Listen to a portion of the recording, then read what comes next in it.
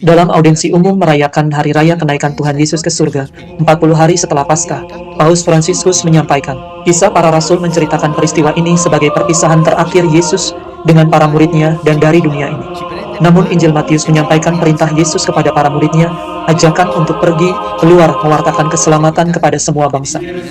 Yesus naik ke surga, artinya ia kembali kepada Bapa yang telah mengutusnya ke dunia. Ia telah menyelesaikan tugasnya dan sekarang kembali kepada Bapa. Namun ini bukanlah perpisahan, karena ia tetap tinggal bersama kita dengan cara yang baru.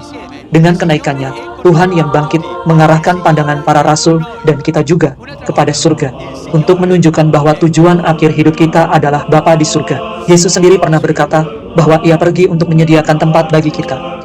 Meski tidak terlihat oleh mata, Yesus tetap hadir dan bekerja dalam hidup manusia lewat kuasa dan karunia Roh Kudus.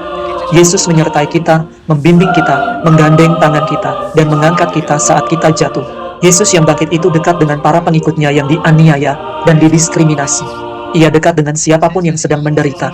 Ia dekat dengan kita semua, karena Tuhan menyertai kita.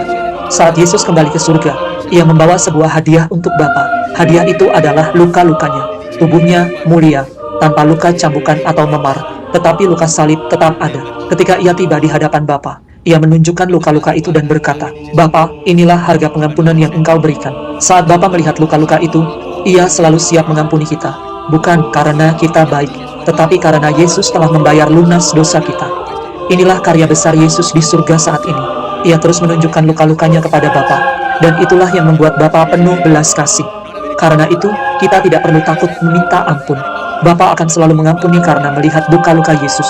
Ia melihat dosa kita dan mengampuni. Yesus juga hadir di dunia melalui gereja yang ia utus untuk melanjutkan misinya. Pesan terakhir Yesus kepada para murid adalah perintah yang tegas. Pergilah, jadikanlah semua bangsa muridku. Ini bukanlah pilihan tetapi perintah. Gereja adalah komunitas yang diutus keluar, sebuah gereja yang bergerak pergi. Bahkan sejak awal, gereja lahir sebagai gereja yang pergi keluar mewartakan Injil. Dan kamu mungkin bertanya, bagaimana dengan biara kontemplatif yang tidak kemana-mana? Ya, mereka pun ikut pergi lewat doa mereka. Hati mereka terbuka bagi dunia dan bagi kehendak Allah. Lalu bagaimana dengan orang sakit dan orang tua? Mereka juga ikut dalam misi ini, lewat doa dan persatuan dengan luka-luka Kristus. Kepada para murid yang diutus, Yesus berkata, "Aku menyertai kamu senantiasa sampai akhir zaman." Tanpa Yesus kita tidak bisa melakukan apa-apa.